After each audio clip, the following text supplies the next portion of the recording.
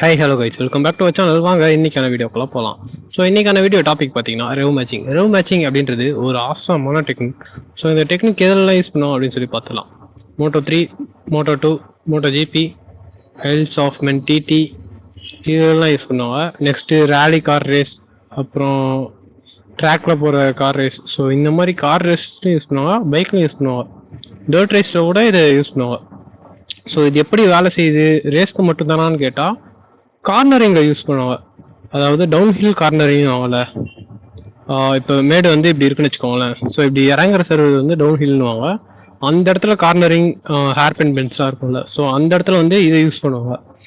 And வந்து high ஸ்பீடில் போகிறோம், டக்குன்னு ஸ்பீடை ரெடியூஸ் பண்ணோம் அப்படின்ற பட்சத்துலையும் இது யூஸ் பண்ணுவாங்க.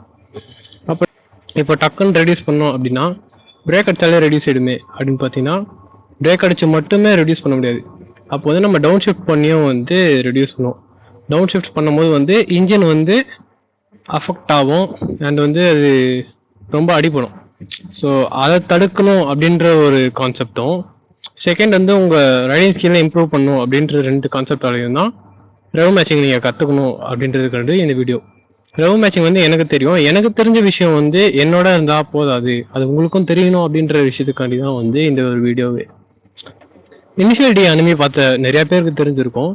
அவர் வந்து கிளச்சை பிடிப்பார், பிரேக் பிடிப்பார், அதுக்கப்புறம் கேஸை இப்படி சேர்த்த மாதிரியே கொடுத்துட்டு டவுன் ஷிஃப்ட் பண்ணிவிட்டு கிளச்சையும் பிரேக்கையும் விடுவார். இது ஏன்னா இது பேர் தான் வந்து டவுன். ஸோ இது எப்படி வேலை செய்யுதுன்னு நான் வந்து உங்களுக்கு புரிகிற மாதிரி சொல்லிடுறேன். டக்குன்னு உங்கள் வண்டி வந்து ஒரு 100 kmph போகுது அப்படின்னு வச்சுக்கோங்களேன். அப்போ ஒரு kmph ஒரு ரெவல்யூஷன் வீல் ஆகுதுன்னு வச்சுக்கோங்க. இப்போ நீங்கள் டக்குன்னு 50க்கு எடுத்துகிட்டு வரணும் அப்படின்னு வச்சிங்கன்னா பிரேக் அடிப்பீங்க 90, 80, 70. ஸோ அந்த மாதிரி கிராஜுவலாக ரெடியூஸ் ஆகும். இதே டவுன் ஷிஃப்ட் பண்ணுறீங்க அப்படின்னா வண்டி வந்து அங்கேருந்து டக்குன்னு ரெடியூஸ் ஆகும். அப்போ வந்து வீலில் ட்ராக்ஷன் ஆகும், வீல் ஸ்பின்ஸ் ஆகும்.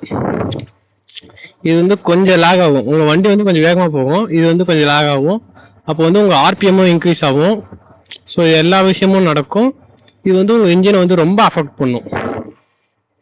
உங்களுக்கு இன்ஜின் ஸ்ட்ரெயின் ஆகும், நீங்களும் வந்து ஃப்ரண்ட்டில் அப்படியே புல் ஆஃப் ஆவீங்க. ஸோ இந்த மாதிரி இஷ்யூலாம் இருக்கும். இது வந்து எப்படியே ரெக்டிஃபை பண்ணுறதுன்னு சொல்லி பார்த்துடலாம்.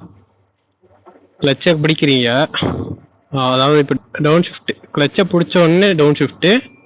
இப்போ 3rd கியரில் போகுது அப்படின்னா 2nd கியரு, இல்லை 4th கியரில் போகுதுன்னா 3rd கியரு. ஸோ அந்த மாதிரி கிளச்சை பிடிக்கிறீங்க, டவுன் ஷிஃப்ட் பண்ணுறீங்க, பிரேக்கை பிடிக்கிறீங்க, அப்படியே கேஸ் கொடுக்குறீங்க, டக்குன்னு கிளச்சும் பிரேக்கும் எடுக்கிறீங்க, அப்படியே அந்த ட்ராட்டிலில் போகுது. இது வந்து நீங்கள் அதிகமாக ட்ராட்டில் கொடுத்துறீங்க அப்படின்னா வண்டி வந்து உங்களை இப்படி பின்னாடி தள்ளணும். கம்மியாக ட்ராட்டில் கொடுத்தீங்கன்னா முன்னாடி தள்ளும்.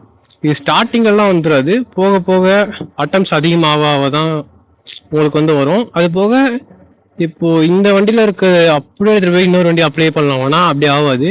இந்த வண்டியோட சிசி, இந்த வண்டியோட பிஹெச்பி, அந்த மாதிரி நிறைய மேட்டர் இருக்குது. ஸோ அதுக்கேற்ற மாதிரி தான் வந்து அதுவும் மாறும். இப்போ நீங்கள் ரெகுலராக ஒரு வண்டி ஓட்டுறீங்க அப்படி இல்லைன்னா இந்த மாடல் தான் ஓட்டுறீங்க அப்படின்னா இது நீங்கள் கற்றுக்கிட்டீங்க அப்படின்ற பட்சத்தில் இது பக்காவாக இருக்கும். ஆர்எல்ஸ் ஒரு ஆக்சிடெண்ட்டை தவிர்க்கணும் அப்படின்ற பட்சத்துலையும் இதை நீங்கள் வேறு வண்டிலையும் ட்ரை பண்ணிக்கலாம். முக்கியமாக மோர் டெக்னிக்ஸ் கற்றுக்கோங்க, உங்களோட ஸ்கில்ஸ் அதிகமாக வளர்த்துக்கோங்க. சும்மா பேருக்குன்னு ரைட் பண்ணால் மட்டும் ரைட முடியாது. நிறையா ஸ்கில்ஸ் கற்றுக்கணும், எல்லா வண்டியும் மதிக்க கற்றுக்கணும்.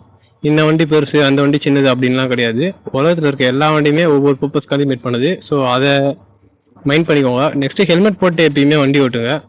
சரி கைஸ், இன்னொரு வீடியோவில் பார்க்கலாம். Bye bye, take care, love you all.